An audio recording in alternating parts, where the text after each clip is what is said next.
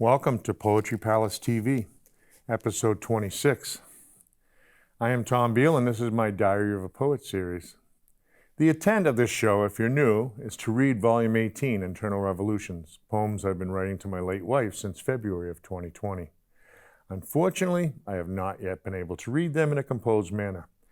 It was suggested that I simply start from the beginning so that I may get used to the idea slowly and add a bit more time to my process before actually trying to read those poems to you. If you would like to read along at another pace, this series is available for free at poetrypalacegiftshop.com. The producer of this show, as well as other fans, believe the verse in her volume is quite helpful for those who have lost a spouse. And if you know someone who you feel might be helped, please suggest they check it out. In this episode, we are continuing with Volume 16, Solemn Reflections. Number 1079, Chatroom Poetry. Teddy Boo. Topic is pen. Rainbow of Rhymes. Pen painter. Rainbow of Rhymes. The sky is dark from a decade of days the wind has whipped forever in storm. An angry man walks drenched in his days, no longer hoping for the sun and its warmth. All the days that once used to be are shattered beneath his tired bare feet. All of the visions that he used to see fall into darkness where death and night meet. Echoes of laughter from those on the edge remind him of myths once memories thought. He stands alone on the suicide of lone's ledge and wonders if anyone before him has been caught. Thinks of things that were not or are gone, of the senseless, heartless of ages and times. And thinking drags him to a stoic dawn, where amazed he finds a rainbow of rhymes. Pen painter.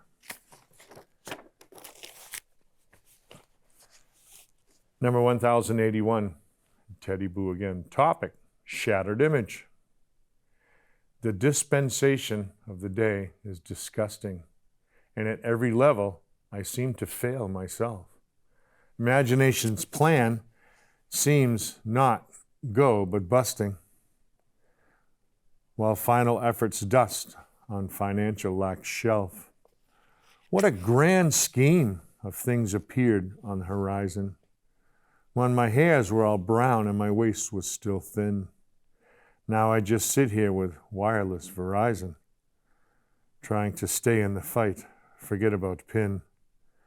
Who knows how the end will deal out in this gamble, where lust for the game is enacted in scrimmage.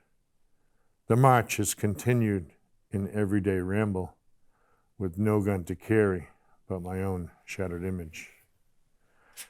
The end. 1082. Some people's poet. Some people call it talent. Some people see in reverse. Some claim it to be a gift, but they never lived with the curse. Imagine having time to write 24 poems every day. Imagine trying to quit and watching your life fall affray. Some people think it's unneeded. Some call it a waste of time. Some people say it's outdated, this miserable virus of rhyme. Imagine 60,000 verses, sitting down to make them a book. Imagine 600 million seconds still trying to get someone to look. Some think it should be published. A few people think it is trash. Some people won't take it for free. Tell me that won't leave a gash. Imagine the 5 subject notebooks filled up with the poet's own hand. Imagine Xing through all those pages, the death of the tome that was planned. Some people think it was chosen, this hermitical, volatile path. Some people think it's avoidable, the damn letter gods and their wrath. Imagine dreaming of being freakish, of watching rather than playing the game. Imagine the purpose of one's intention, to be seen as never the same. Some people read the 84 remaining living eons and ions of thought. Then I just sit in my silence and rejoice in the precious of Mott. 1083. Spirituality and philosophy. What a funny category. Like peace and war, or sex and abstinence. Like some Jewish purgatory, a priest and a whore. An atheist penitent. What a funny category. The monks on tour. Mortal, pretend, sense. Number 1084. Switch, witch, stitch. It took 3 years to realize how a poet might utilize these circuits. Oh, the drawer of the web did hypnotize. Oh, that signing on became the goal. This morning, I rearranged. Now the blank page sits in the middle. How did I become so estranged, thus forgetting the fruit of the toil? That damn icon appeared as a god, the blue triangle in proper idle sit, turning triumphs of word search to fraud, and the joys of its efforts to dole. Ah, but now there is light at the end of the tunnel, which vision of morning does make. So the AM has word paints to funnel, and sadness has circled the soul. Number 1085. Terminal thought. I thought I was busy last year, those evenings of leisure misspent. I thought I had cried the last year, in vain attempts I called repent. I thought my efforts were gaining on misplaced delusions of youth, could not see self-centered feigning, contusions for pretense and couth. I thought fulfillment was handy, a grab bag at Paradise Mart, that nickel and dime store candy, the treacherous dreaming of heart.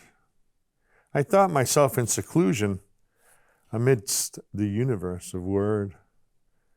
My thoughts created illusion, stampeding in poetic herd. Number 1086. Pen painter until the end of time. Trapped within this mortal cage, the mental bars that have little drink, seeking eternal on cyber page while watching the second hand sink, grasping again for ethereal air, though never having noticed its scent, settling for emotion and intellectual flair, though I am sure it was not Genesis pent, hoping for a flicker of eternal's flame, in a moment of thoughtless and peace. But until the end of time, this game plays its illusion of never surcease. Number 1087. Vacation. A week away from summer, in New England in the cold. The sub-zero temperatures are getting so awfully old. Disney World at 41. That she says I will enjoy. I guess it's time to excavate that long dead little boy. Why didn't I buy a laptop with all those cards on max? Now the spendthrift senseless will wield its hindsight tax.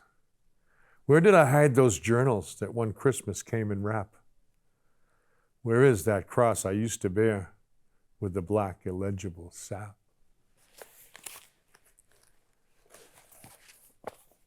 Number 1088. Valentine's, 2004. Never has a man found a woman of such beauty as that which I see in each smile cast my way. Never has a lover discovered such booty, the treasure of the island before me you lay. Never has a king in the most ornate palace had the comforts of living so graciously dealt. Never has a knight found such a brilliant chalice, not a groom beside such a gentle bride knelt. Heaven is not something described by a mortal, joy and bliss words that wane in your glow. Paradise simply sent me you as its portal, an angelic guide to all of its stow.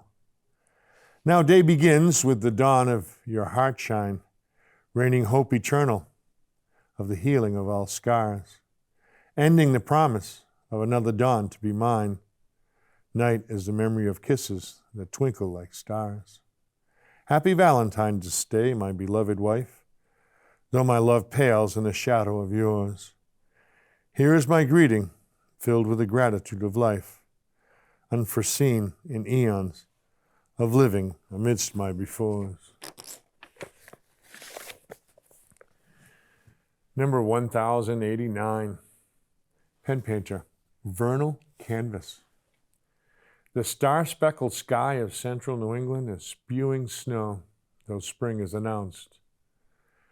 Grass, less green, is now past raining, showing while low 20s nights gets again pronounced. The bike in the drive is canvas and tied from 2 weeks ago when warmth gave its peak. The hard rock leather still hangs from its chair, although it senses its future is weak. Trees framing the city, not evergreen, have lumps upon branches, eager to bud. The slipshod of roads in the deep forest, as eager to warm to their yearly mud. Number 1090. What a cruel conundrum. When living in this vicious world with horrors yet untold, one might think rage au naturel and all those feelings bold. So vengeance seems instinctual. Should life be but a breeze? And arms the weapons of the mind, or is it karmic tease? While headless chicken, running wild, the part appeared to play, one might just wish one's foes deceased under this earth to lay. How is reality so creased that proper is the odd, and all effect so selfward furled? Are we our evil God? Number 1091, pen painter. What is poetry? What makes words mix into verse? Is it meter, poise, or rhyme? Thought like herd stampede reverse, and blended in heart by time. Dispensational comics are simplicity and stern. Advice for the known and knowing, oh wonderful waves of yearn. What makes phrases intercourse make love to metaphor? What bleeds into paragraphs that makes art of inkish pour? It seems it falls to scholastic guess, or the pretend of the upper echelon, long before they finally decide, I'll probably be dead and gone. Everything to me. Number 1093. Every time you smile, deep inside I get all warm. Every time our fingers touch, those butterflies start to swarm. It only takes a glance my way and this cold heart starts to melt. Then suddenly you are gone. I have only echoes of what I felt. Sometimes I wake in the morning, almost feeling my fingers in your hair. I smell the perfume of your skin, but turn to not find you there. Then there are days I don't care, when my emptiness cuts like a knife. I give hope of better things and dreams of a happier life. Though many days it may not show, I hope someday you will see that nothing in this world counts, because you are everything to me.